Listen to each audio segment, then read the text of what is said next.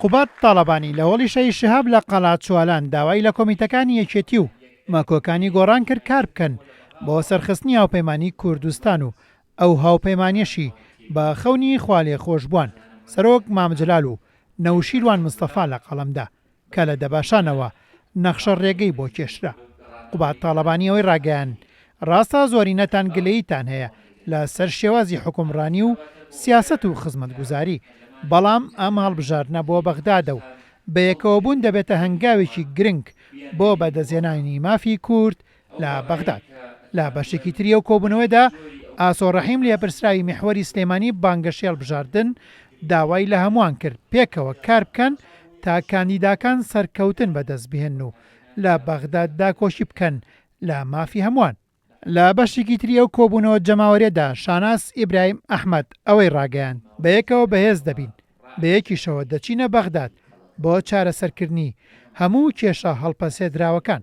هەردوو کاندید شاسوار جەلال و شوناس حسێن کار و بەرنامەی خۆیان بۆ پەرلەمانی عێراق خستە ڕوو. کۆمەڵێ بەڵێن درراوە کە بە دڵنیایە هاوپەیمانی کوردستان ئەتوانێت لە باڵێنەکانی خۆی لە داهاتوات جێبەجێکە بەڵێنی هەبوونی مەرزێکی نێودەوڵەتی و ئیشکردن بۆی ئەمە یەکێکە لەو خاڵانەی کاتوانی ئیشی لەکەین هەبوونی یەکدوو بەنداو لەم دەڤەرە و ئیشکردن بۆەوەی بەنداو کە تایە خەڵکی شارباژێر و خەڵکی سلێمانی دەوروبەریشی سوودمەدە بەلێ و بۆی ئەو کێشەی کەمایی چارەسەرکە و هەم بەنداو بێتە سەرچاوەیەکی داهات بۆ خەڵکی شارباژێری خۆشەویست.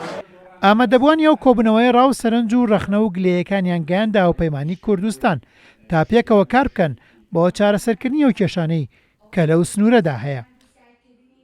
داوای ئەوم کرد کە ژنان و کچانی ئەم سنوورە زۆر لە هەموو شتێکەوە دوورە پەرێزن و داوای ئەوم کرد کە کۆمەڵێک پرۆژە بکەن کۆمەڵێک چالاکی بکەن. داوای ئەوم کرد پاڵپشتی ژنان و کچانی ئەم سنوورە بن بە خۆشحاڵەیەکی زۆرەوە قوبات تاڵەبانی و دادەشاناز ڕەو و پێشنیارەکانیان وەرگرتم و بە زووترین کات جێبەجێ ئەکرێت.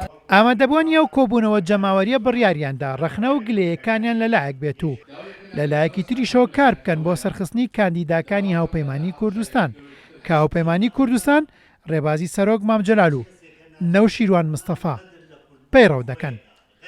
هێمن قادر، کورد سات نیوز، قەڵات چوالان.